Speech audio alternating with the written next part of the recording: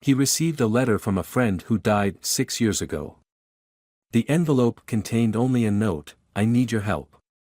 I'm not dead." The envelope arrived on a Tuesday, innocent and unassuming among the stack of bills and junk mail. Plain gray paper, no return address, my name scrawled across the front in handwriting I hadn't seen in 6 years but would recognize anywhere.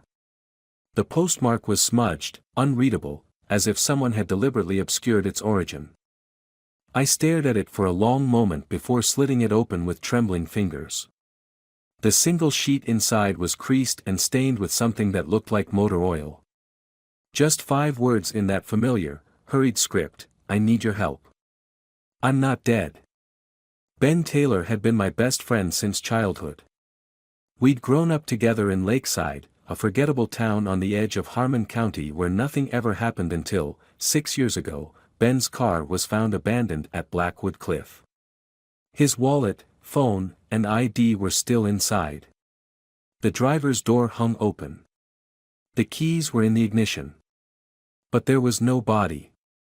For 3 weeks, search teams combed the forest below the cliff and dragged the lake beyond it. Nothing. Eventually, the investigation concluded what seemed obvious: Ben had jumped, his body swept away by the currents. Case closed. Suicide, they said. I never believed it. Now I held proof in my hands. I sank into my kitchen chair, the room suddenly spinning as memories flooded back: that final night, the argument we'd had, the things I'd said that I could never take back. "Jesus, Ben," I whispered to the empty room. "Where have you been?" I pulled out my phone and took a picture of the note, then texted it to Detective Holloway. He'd been lead investigator on Ben's case, and despite our differences, I knew he was thorough. The response came within minutes. "Where did you get this?" No greeting, no pleasantries. "Someone left it in my mailbox," I typed back. "Is it possible? Could Ben be alive?" The phone rang immediately. "Don't start this again, Jack." Holloway's voice was gravelly, tired. He'd aged since Ben's disappearance, we all had. "The case is closed. But the handwriting could be forged. Could be someone's idea of a sick joke. What if it's not?" I pressed. "What if he's been out there all this time? What if he's in trouble?" There was a long silence. "Look," Holloway finally said, "I understand this is difficult. But Ben Taylor is gone. The evidence." "There was no body," I interrupted. "Because of the currents, as I explained 6 years ago. The case is closed, Mr. Reed. Don't make me tell you again." He hung up. I sat staring at the note. I hadn't mentioned Ben's disappearance to anyone in years. My therapist had encouraged me to find closure and move forward. I'd tried, but some wounds never fully heal.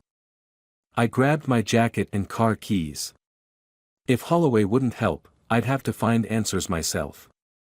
20 minutes later, I pulled up at Blackwood Cliff, the scene of Ben's supposed suicide. The place looked different in daylight, less ominous, but no less empty. The guardrail that had once lined the edge had long since rusted away. All that remained were a few metal posts, twisted and bent like grotesque fingers reaching from the ground. The asphalt was cracked, nature slowly reclaiming what man had built. Yellow police tape, faded to almost white, still clung stubbornly to one of the posts, a ghost of an investigation long abandoned. I approached the edge cautiously. 200 feet below, the forest stretched dark and silent, giving way to the glittering surface of Lake Harmon in the distance. Had Ben really jumped? Or had something else happened here that night? Something caught my eye: footprints in the soft earth near the cliff's edge. Not old ones, either. Recent. The soil was still compressed, the edges sharp. Someone had been here, perhaps within the last day or two. My heart pounded as I followed the trail. The footprints led away from the road, down a barely visible path that wound its way along the cliff face. I'd never noticed this path before, but then again, I'd never looked. The police had focused their search on the bottom of the cliff and the lake beyond, assuming Ben had gone over the edge. No one had considered that he might have gone down another way. The descent was treacherous. Loose rocks skittered beneath my feet, threatening to send me tumbling into the darkness below. The forest canopy grew thicker as I descended, blocking out the afternoon sun. The air became cooler, damper, heavy with the scent of decaying leaves and something else, something metallic and sharp that reminded me of an auto repair shop. The path eventually leveled out, opening into a small clearing. The footprints continued straight across, disappearing into the dense undergrowth on the other side. I followed, pushing aside branches and thorny vines that seemed determined to keep me out. That's when I heard it, a twig snapping somewhere ahead. I froze. Hello. My voice sounded thin and fragile in the vastness of the forest. No response. Ben. Is that you? Another snap, closer this time. Then a rustle of leaves. I peered into the gloom, trying to make out shapes in the shadows between the trees. A figure emerged slowly from behind a massive oak, hesitant, almost ghost-like. It was him. Thinner than I remembered, his face gaunt and weathered, hair longer and flecked with premature gray. But unmistakably Ben Taylor, the friend I'd thought dead for 6 years. Jack. His voice was hoarse, as if from disuse. You came. I couldn't move, couldn't speak. It was like seeing a ghost materialize in front of me. Ben took a step forward, then another. In the filtered light through the trees, I could see a long scar running from his temple to his jaw, a mark that hadn't been there 6 years ago. How? I managed finally. Everyone thought you were dead. There was a funeral. Your parents. I know. He looked down. I'm sorry. There wasn't any other way. Any other way for what? What happened to you? Where have you been for 6 years? He glanced nervously over his shoulder. It's complicated. And not safe. I shouldn't have contacted you, but I didn't know who else to trust. Trust with what? Ben, you can't just come back from the dead and not explain. He nodded, conceding the point. I will explain everything. But first. He hesitated. Who lives in my house now? The question caught me off guard. Your house. It was torn down 5 years ago. Your parents sold the property after the funeral. Some developer bought it, but the project fell through. It's just an empty lot now. Ben's face drained of what little color it had. That's not possible. I was there last night. I saw lights in the windows. A chill ran through me that had nothing to do with the forest's dampness. Ben, I drive past that lot every day on my way to work. There's nothing there. He shook his head vehemently. No, you're wrong. I know what I saw. He grabbed my arm, his fingers digging in with surprising strength. I need you to come with me. Tonight. I'll show you. Before I could respond, a sharp crack echoed through the trees, a branch breaking under someone's foot. Ben's head snapped up, his eyes wide with fear. They found me, he whispered. How did they find me so quickly? Who found you? Ben, what's going on? But he was already backing away, deeper into the forest. Tonight. Midnight. Meet me at the old boathouse on the lake. Come alone. And then he was gone, disappearing into the shadows as quickly as he had appeared. I stood frozen, trying to process what had just happened. Ben was alive. He was back. But he was clearly terrified of something, or someone. And what was this about his house still standing? I'd seen the empty lot myself just yesterday. More rustling came from behind me. I spun around, half expecting to see Ben again, but instead found myself facing Detective Holloway.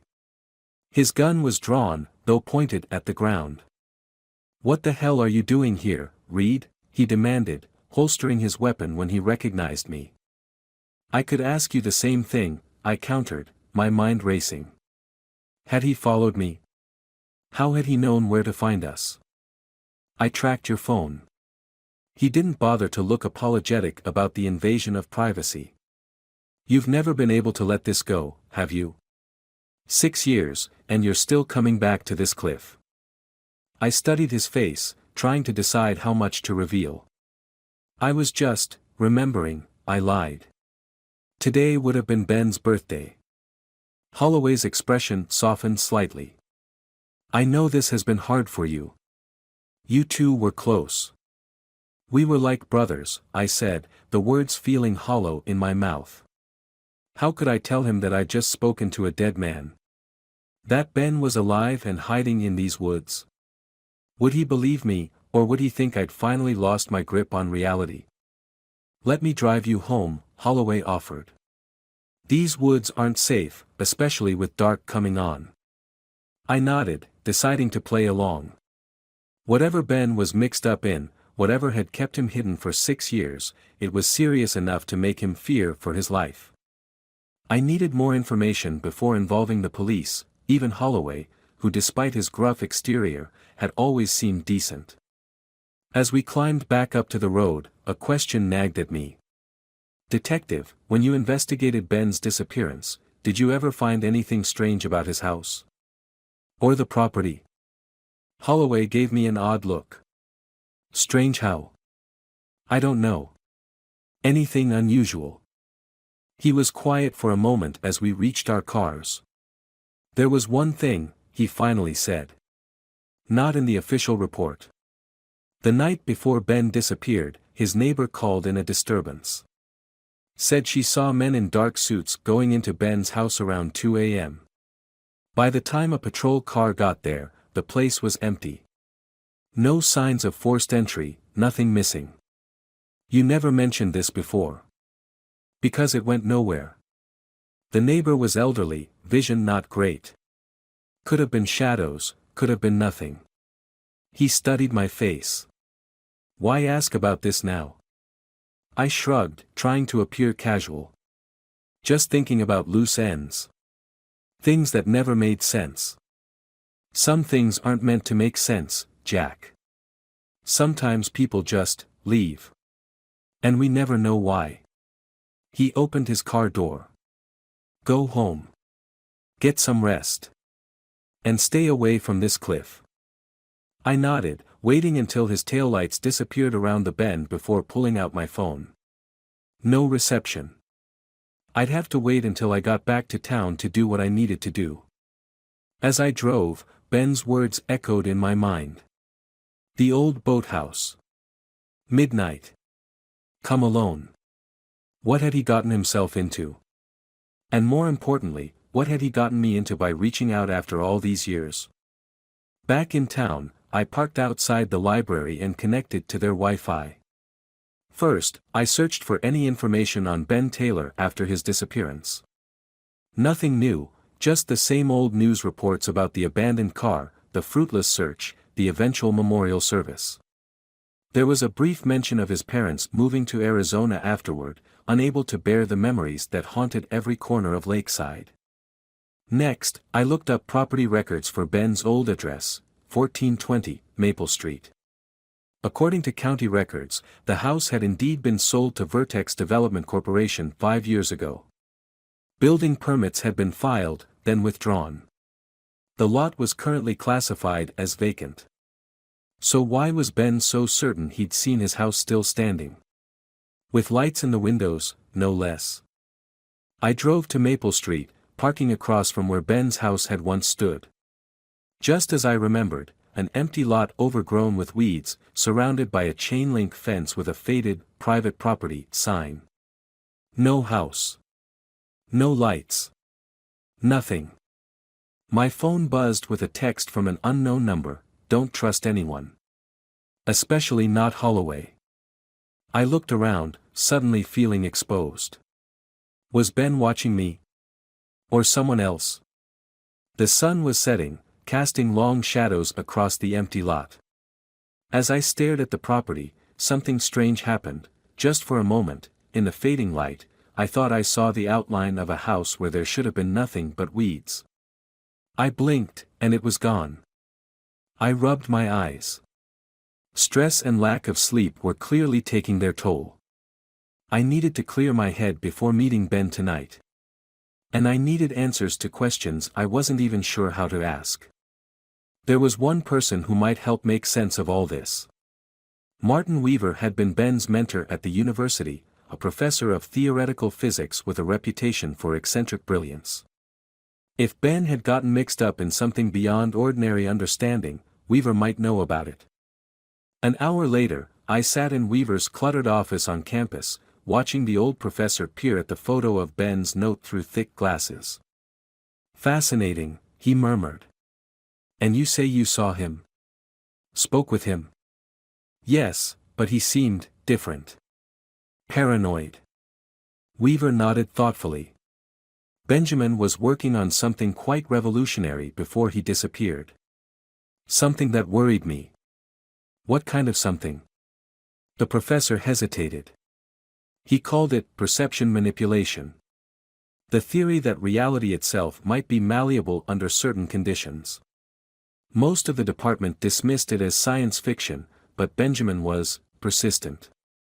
"Are you saying Ben was trying to change reality?" "Not exactly. More like, creating overlaps. Places where two versions of reality might coexist." Weaver removed his glasses, polishing them slowly. He was particularly interested in structures, buildings that might exist in multiple states simultaneously, depending on who was observing them. A chill ran through me. Like a house that's been torn down, but somehow still exists. Weaver's eyes sharpened. "You've seen something." "Maybe. I don't know." I described the momentary glimpse of a house on the empty lot. "It was probably just my imagination." "Perhaps. Or perhaps not." The professor opened a drawer and pulled out a small device that looked like a modified compass. "Benjamin made this. Called it a reality anchor. Said it helped him navigate between states. I never understood quite what he meant. He handed it to me." The needle swung wildly before settling, pointing not north, but toward the window, roughly in the direction of Maple Street. "Keep it," Weaver said. "If what Benjamin was working on was real, truly real, then you may need it." As I left the university, the compass-like device heavy in my pocket, doubt crept in. Had I fallen down a rabbit hole of pseudoscience and paranoia? Maybe Ben was simply suffering from delusions after some kind of trauma. Maybe I was the one losing my grip. But then, how to explain that note in his handwriting? The scar on his face that hadn't been there before. The fear in his eyes that seemed all too real. I glanced at my watch, 10:30 p.m. Still time before I needed to meet Ben at the boathouse. I decided to make one more stop, the empty lot on Maple Street. This time, I brought a flashlight and Weaver's strange device. The street was quiet, most houses dark except for the occasional blue flicker of a television through drawn curtains. I approached the chain-link fence cautiously, shining my light across the overgrown lot. Just weeds and debris, as expected. I took out Weaver's device.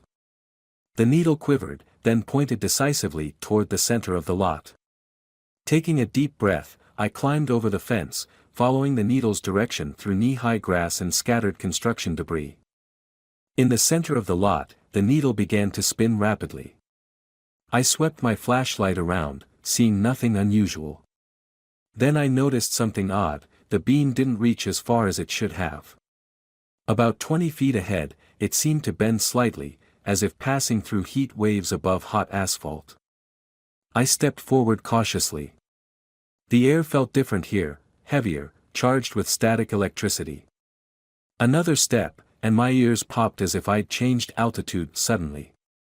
The flashlight flickered, then went out. When I looked up, I wasn't standing in an empty lot anymore. Ben's house stood before me, exactly as I remembered it, 2 stories of faded blue siding, white trim, the crooked mailbox with the Taylor name still visible. Light spilled from the windows, casting yellow rectangles onto the neatly trimmed lawn. "This isn't possible," I whispered, but even as the words left my mouth, I knew what I was seeing was real, at least, real in some sense of the word. I approached the front door, my legs moving as if in a dream. Should I knock? What if this was some elaborate hallucination? What if? The door swung open before I could decide. A man stood there, but it wasn't Ben. He was tall, thin, dressed in a dark suit that seemed slightly too large for his frame. His face was unremarkable, the kind you'd forget seconds after seeing it. "Mr. Reed," he said, his voice flat and emotionless. "We've been expecting you."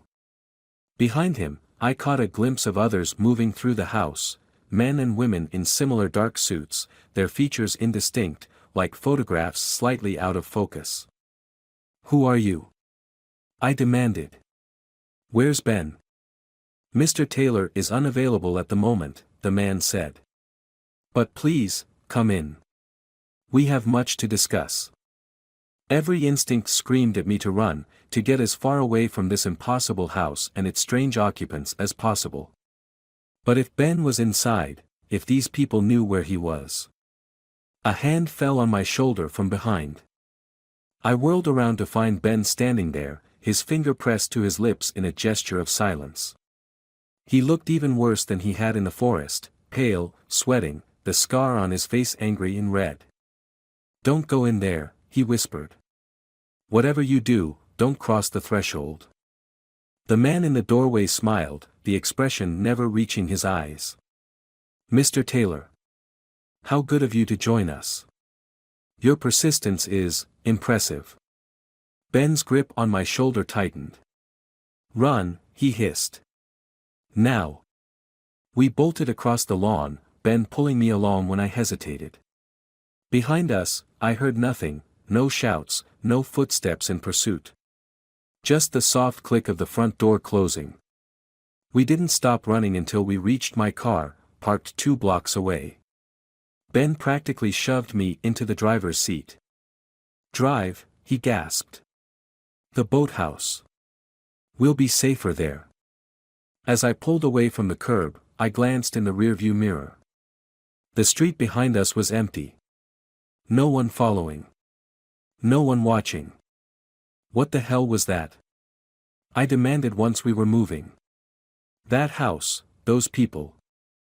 "The result of an experiment gone very, very wrong," Ben said, his breathing still ragged. "I never meant for any of this to happen, Jack. You have to believe me." "Believe what?" "That you've been hiding for 6 years while everyone thought you were dead. That your house exists in some kind of parallel reality. It's more complicated than that." He glanced out the window nervously. "The house isn't in a parallel reality. It's in a pocket dimension, a fold in spacetime that I accidentally created." "That's impossible." "I thought so too, until it happened." He touched the scar on his face absently. "The night I disappeared, I was running a test in my basement lab. Something went wrong, catastrophically wrong. The entire house began to shift. I tried to shut it down, but it was too late." We pulled up to the old boathouse at the southern end of Lake Harmon. It had been abandoned for years, the dock rotting, the roof partially collapsed. Ben led me inside, navigating the debris with familiar ease. He'd clearly been using this as a hideout for some time. A sleeping bag lay in one corner, surrounded by supplies and what looked like scientific equipment. "Who were those people?" I asked as Ben secured the door behind us. "They call themselves observers. They monitor breaches in reality, places where our world and others bleed together." He began gathering papers from various hiding places. "When I created the pocket dimension, they came to investigate. But they're not from our government or any government. They're something else entirely. And they've been after you for 6 years?" Ben nodded grimly. "They want the technology. My research. They think they can use it to create permanent gateways between realities. Why would they want that? Resources. Power. Control. He spread a set of diagrams on a rickety table. Imagine being able to access infinite versions of Earth, infinite resources, infinite energy. But the process is unstable. Each breach weakens the fabric of our reality. The implications were staggering. So when you disappeared, I've been hiding, moving between our world and the pocket dimension. The observers can't maintain a presence here for long, something about molecular degradation in our atmosphere. But they're persistent. And now they've found you again. Yes, but this time is different. He showed me complex equations and schematics. I've found a way to close the breach permanently. To collapse the pocket dimension and seal the rift. At what cost? I asked, sensing there was more. Ben's expression grew solemn. Everything inside the pocket dimension at the time of collapse will be erased from existence. Completely. As if it never was. Including your house. And anyone inside it. I began to understand. You need to lure the observers inside before you collapse it. Yes. And I need your help to do it. A creak from outside made us both freeze. Ben moved to a window, peering through a crack in the boards. Police car, he whispered. Holloway. My stomach dropped. How did he find us? Ben turned to me, his expression hardening. You still have your phone on you, don't you? I nodded slowly, the implications sinking in. You think he's tracking me? But why would? The realization hit me like a physical blow. Holloway is one of them. Ben nodded. He has been from the beginning. Who do you think declared me dead without a body? Who controlled the investigation, made sure certain questions weren't asked? Outside, a car door slammed. Footsteps approached the boathouse, slow and deliberate. Jack. Holloway's voice called. I know you're in there. Come out so we can talk. Ben and I exchanged glances. He pointed to a back window that opened onto the lake. Our escape route. Jack, please, Holloway continued, his voice closer now. Whatever Ben has told you, it's not the whole truth. He's dangerous. Don't listen, Ben whispered. But doubt had crept in. How much did I really know about what Ben had been doing all these years? What if Holloway was right? You're wondering if you can trust me, Ben said, seeing my hesitation. I don't blame you. But ask yourself this, if I really died 6 years ago, who did they bury in my place? The door handle turned slowly. Ben grabbed my arm. We have to go. Now. As we slipped out the back window onto the narrow dock beyond, I heard the boathouse door open. Holloway's voice followed us into the night. You can't run forever, Ben. The breach must be contained. We dove into the cold waters of Lake Harmon just as flashlight beams cut through the darkness behind us. Swimming silently toward the far shore, one question echoed in my mind. If Ben had been alive these past 6 years, whose body had they buried in his grave?